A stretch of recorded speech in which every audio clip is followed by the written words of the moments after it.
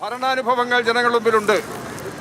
ജനങ്ങളുടെ ജീവിതത്തിൽ പ്രയാസം അനുഭവിക്കുന്ന ജനങ്ങളുടെ ജീവിതത്തിൽ മാറ്റം വരുത്തിക്കൊണ്ടാണ് ഗവൺമെൻറ്റിൻ്റെ ഓരോ നടപടികളും മുന്നോട്ട് പോകുന്നത്.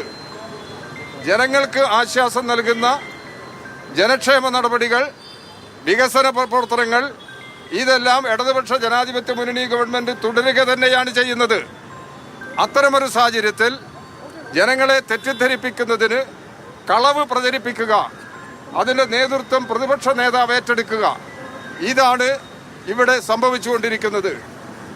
ഇപ്പോൾ ഹൈക്കോടതി പറഞ്ഞ കാര്യങ്ങൾ പോലും പരിഗണിക്കാതെ ഗവൺമെൻറ്റിനെ, പ്രത്യേകിച്ച് കേരളത്തിൻ്റെ മുഖ്യമന്ത്രിയെ, മന്ത്രിമാരെ ആക്ഷേപിക്കാനും അവരെ അപകീർത്തിപ്പെടുത്തുന്നതിനും വേണ്ടിയുള്ള നിലപാടാണ് ഇവർ തുടർച്ചയായി സ്വീകരിക്കുന്നത്. ഇത് ജനങ്ങൾ തള്ളിക്കളയും. ഇത്തരം തെറ്റായ നിലപാടിനെ ജനങ്ങൾ ചോദ്യം ചെയ്യുക തന്നെ ചെയ്യും.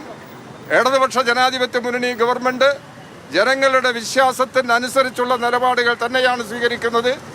ശബരിമല സ്വർണ്ണപ്പാളി പ്രശ്നത്തിൽ ഗവൺമെൻറ് നേരത്തെ തന്നെ വ്യക്തമാക്കിയിട്ടുണ്ട്, ഒരു തരി സ്വർണം പോലും നഷ്ടപ്പെടാൻ അനുവദിക്കില്ല. ഒരു തരി സ്വർണം നഷ്ടപ്പെട്ടിട്ടുണ്ടെങ്കിൽ അത് ഈ അന്വേഷണ നടപടിയുടെ ഭാഗമായി വീണ്ടെടുക്കുന്നതിനുള്ള എല്ലാ പിന്തുണയും ഇടതുപക്ഷ ജനാധിപത്യ മുന്നണി ഗവൺമെൻറ് ചെയ്യുമെന്ന് നേരത്തെ തന്നെ വ്യക്തമാക്കിയിട്ടുണ്ട്.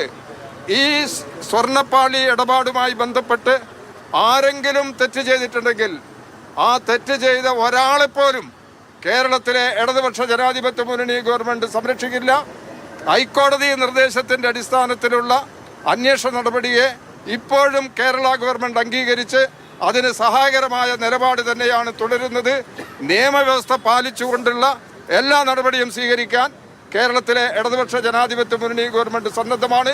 ഇടതുപക്ഷ ജനാധിപത്യ മുന്നണി പൊതുവെ കേരളത്തിൽ സ്വീകരിക്കുന്ന നിലപാടുകൾ വിശദീകരിക്കുന്ന 3 പ്രചരണ ജാഥകൾ കേരളത്തിൽ നടക്കുകയാണ്.